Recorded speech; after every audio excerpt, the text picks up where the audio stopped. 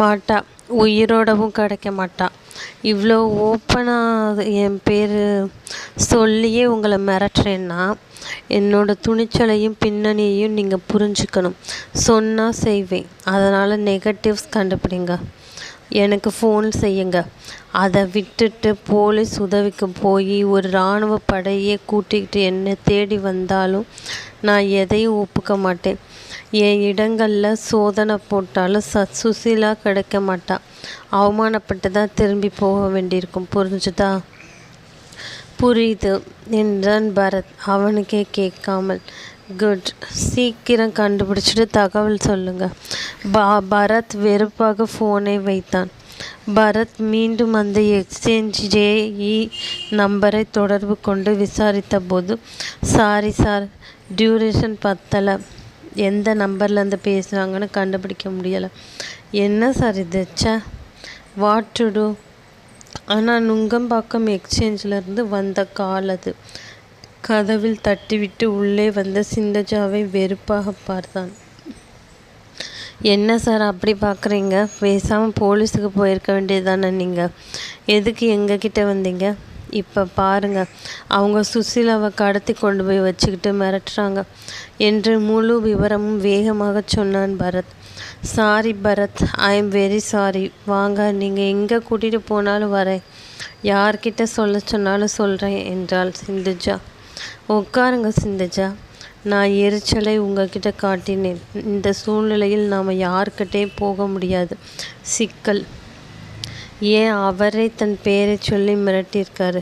அவர் தான் சுசீலாவை கடத்தி வச்சிருக்காருன்னு தெளிவாக தெரியுது. உங்களுக்கு டிபார்ட்மெண்ட்டில் இல்லாத இன்ஃப்ளூயன்சர்ஸை டிஜிபி கூட அறிமுகம்தான். ஆனால் இப்போ போலீஸ் அதிகாரிகளோடு அவரை போய் பார்க்கணும்னு வைங்க. நானா பரத்துக்கு ஃபோன் செஞ்சேனா? எப்போ? விமல்தாஸை கொலை செய்ய சொன்னேனா? எல்லாம் கற்பனை, அபாண்டம்னு சொல்லிடுவார். என்ன ஆதாரம் இருக்குது? அவர் ஃபோனில் மிரட்டினப்ப நீங்கள் அதை டேப் செஞ்சுருக்கலாம். அவர் ஃபோன் செய்வார்னு எனக்கு தெரியாது. அப்படியே செஞ்சுருந்தா கூட இது என் குரல் மாதிரி யாரோ பேசியிருக்காங்கன்னு சொல்லுவார். அப்போ சுசீலாவை மீட்க என்ன தான் வழி? ஹோல்டு அவர் கையில் இருக்குது. அதை எதுவும் செய்யக்கூடியவர். ரிஸ்க் எடுக்கிறது தப்புன்னு படுது. அந்த நெகட்டிவ்ஸை கண்டுபிடிச்சி தலையை சுற்றி வீசிட்டு யாரோ எக்கேடோ கெடட்டும்னு சுசீலாவை பத்திரமா மீட்கிறது தான் ஒரே வழி. கண்டுபிடிச்சிட்டிங்களா? இல்லையே, அந்த நம்பர் ஃபோன் நம்பராக இருக்கலாமோன்னு சந்தேகப்பட்டு அந்த அட்ரஸில் விசாரிச்சுட்டு வந்தேன். சுசீலா கிட்ட ஒரு வேளை சொல்லிட்டு போயிருந்தேன். நல்ல வேளையாக நீங்கள் வந்தீங்க. இப்படி உட்காருங்க, கொஞ்சம் உதவி செய்கிறீங்களா? கண்டிப்பாக என்றாள் சிந்துஜா. முதல் உதவி, நீங்கள் சேலை தலைப்பை ஒழுங்காக போட்டுக்கிறது தான். சாரி என்று குனிந்து பார்த்து சரி செய்து கொண்டாள். ரெண்டாவது உதவி, இந்த அட்ரஸ் புக்கில் டிக் செய்யப்பட்டவங்க தவிர மிச்சம் பேரை ஃபோனில் பிடிங்க. எப்படி கேள்வி கேட்கணும்னு சொல்லித்தரேன். பரத் விவரம் சொல்லி தந்த பிறகு சிந்துஜா சரியாக இருந்த சேலை தலைப்பை சும்மா ஒரு தரம் சரி செய்து கொண்டு ஃபோன் எடுத்து எண்கள் தொட தொடங்கினார். பரத் மற்றொரு ஃபோனை 10 அடி தள்ளி எடுத்து சென்று வைத்து கொண்டு அவரும் சில பேருக்கு ஃபோன் செய்ய ஆரம்பித்தான். அரை மணி நேரம் கழித்து, பரத், இங்கே வாங்க, இந்த ரங்கசாமி கிட்ட பேசுங்க. கொலை நடந்த அன்னைக்கு விமல்தாஸை பார்த்ததாக சொல்கிறாரு என்று அவசரமாக சொன்னாள் சிந்துஜா. பரத் வந்து ரிசீவரை வாங்கி கொண்டு, hello, I am Bharath. Mister Rangasamy, நீங்கள் என்ன சொல்கிறீங்க? அன்னைக்கு காலையில் விமல்தாஸ் உங்கள் வீட்டுக்கு வந்தாரா? வீட்டுக்கு வரல சார். இப்போ சந்திச்சதா சொன்னீங்களே? ஆமாம், சந்தித்தேன், ரோட்டில் சந்தித்தேன். எத்தனை மணிக்கு? காலையில் 7:15 இருக்கும். எங்கே வச்சு சந்திச்சிங்க? திருவான்மியூரில் பார்த்தேன். எப்படி பார்த்தீங்க? கொஞ்சம் விவரமாக சொல்லுங்கள் ப்ளீஸ்.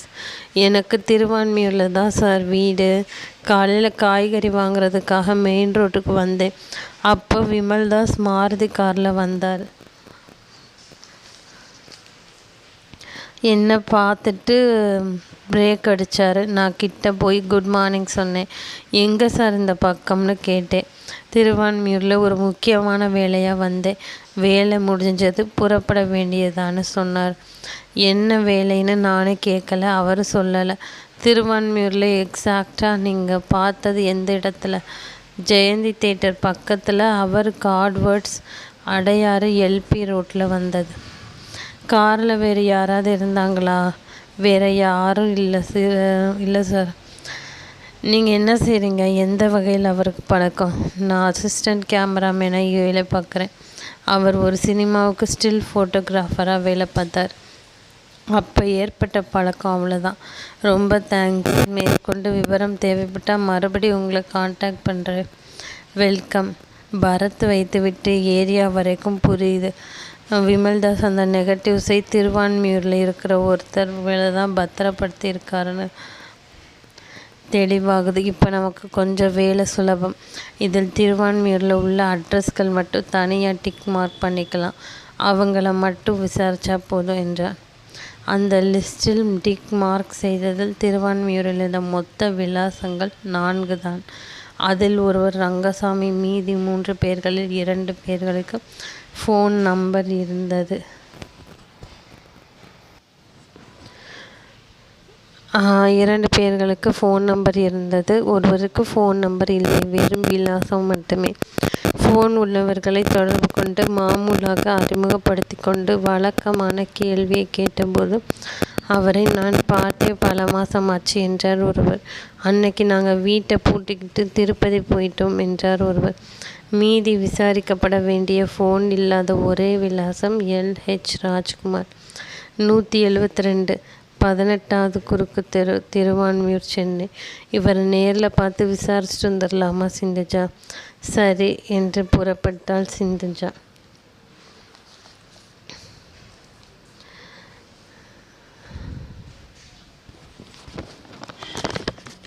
காரில் திருவான்மியூரில் வந்து அந்த 18வது குறுக்கு தெருவை கண்டுபிடிப்பதற்குள் போதும் என்றாகிவிட்டது.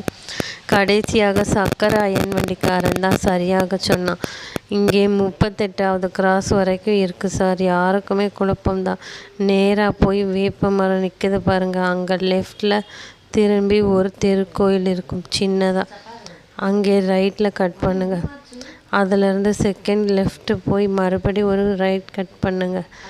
18வது கிராஸ் வந்துடும். ரொம்ப தெளிவு தான் என்று பரத்காரை கியர் மாற்றி புறப்பட்டான். வேப்பமரம் சின்ன கோயில் வரை சரியாக வந்து பிறகு தொலைந்து போய் மறுபடி விசாரித்து வந்து சேர்ந்து டோர் நம்பரை கண்டுபிடித்து நிறுத்திய போது அந்த வீடு பூட்டி இருந்தது. வாசல் கேட்டுக்கு ஒருவன் கருப்பு பெயிண்ட் பூசிக்கொண்டிருந்தான். நாங்கள் இந்த வீட்டில் இருக்கிற ராஜகுமாரை பார்க்க வந்தோம். வீடு பூட்டி இருக்குதே. இப்போ தான் 10 நிமிஷம் முன்னாடி அவர் புறப்பட்டு போனார். பேங்க் வரைக்கும் போகிறதா சொன்னார்.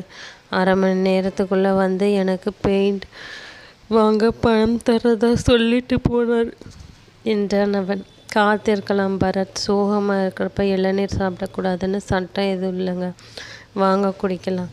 காரை விட்டிறங்கி சற்று தள்ளி மர நிலையில் உட்காட்டிருந்த இளநீர் ஆசாமியிடம் நடந்து வந்தார்கள். தண்ணி நிறைய இருக்கிற மாதிரி சீவுப்பா. சிந்துஜா கைகட்டி நின்று கழுத்து மணியை பல்லால் கடித்தாள்.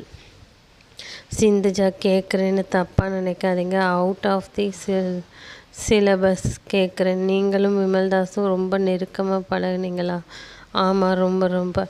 நான் கேட்ட அர்த்தத்தை புரிஞ்சுக்கிட்டு சொல்கிற பதில் அது. ஒன்றும் ஒரு எல்லையை நாங்கள் தாண்டினதில்லை பரத். ரொம்ப டீசன்ட். ரோட்டில் கையை பிடிச்சிக்கிட்டு நடக்கிறதுக்கு கூட கூச்சப்படுவார்.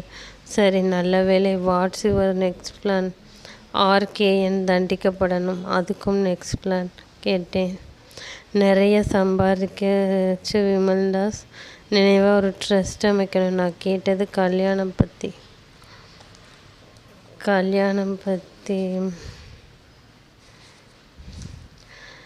எப்படி பரத்? என்னால் யோசிக்க முடியும். ஆனால் உங்கள் பேரண்ட்ஸ் வற்புறுத்துவாங்களே, அவங்களுக்கு உங்கள் உங்கள் லவ் மேட்ரு தெரியுமா? தெரியாது. அதான் குழப்பமா இருக்குது. இதை எப்படி சொல்ல முடியும்? என் சங்கடம் என் மனசோடவே போகட்டும். அதான் நியாயமும் கூட. என்னை அட்வைஸ் கேட்டா 6 மாதம் தியானம் மாதிரி அமைதியாக இருந்துடுங்க. மறக்க முடியாது தான். ஆனால் அதுக்கப்புறம் உங்களோட வாழ்க்கைக்கு ஒரு அர்த்தம் வேணும், ஒரு பிடிப்பு வேணும். பேரண்ட்ஸ் ஏற்பாடு செஞ்சால் மறக்காமல் கல்யாணம் பண்ணிக்கோங்க. இப்போ இதை பேச வேணாமே என்று பரத் அந்த வீட்டிற்கு பைக்கில் ஒருவன் உரிமையோடு வந்து இறங்குவதையும் பெயிண்டர் இவர்களை கைகாட்டி விவரம் சொல்வதையும் அவன் திரும்பி பார்த்ததையும், வாங்க சிந்துஜா, அந்த ராஜ்குமார் வந்துட்டார்னு நினைக்கிறேன் என்றான். இளநீருக்கு காசு கொடுத்துவிட்டு அந்த வீட்டிற்கு வந்து ராஜ்குமாரிடம் அறிமுகப்படுத்தி கொண்டு கை குலுக்கியதும் அவன் வீடு திறந்து வரவேற்பை நாற்காலிகளை காட்டினான். ஃபேமிலி எல்லாம் ஒரே மேரேஜுக்கு போயிருக்கு, ஒரே ஊருக்கு மேரேஜ் போயிருக்கு என்றவன் பரத் கேள்வி கேட்டதும், இல்லையே, என் வீட்டுக்கு விமல்தாஸ் வரலையே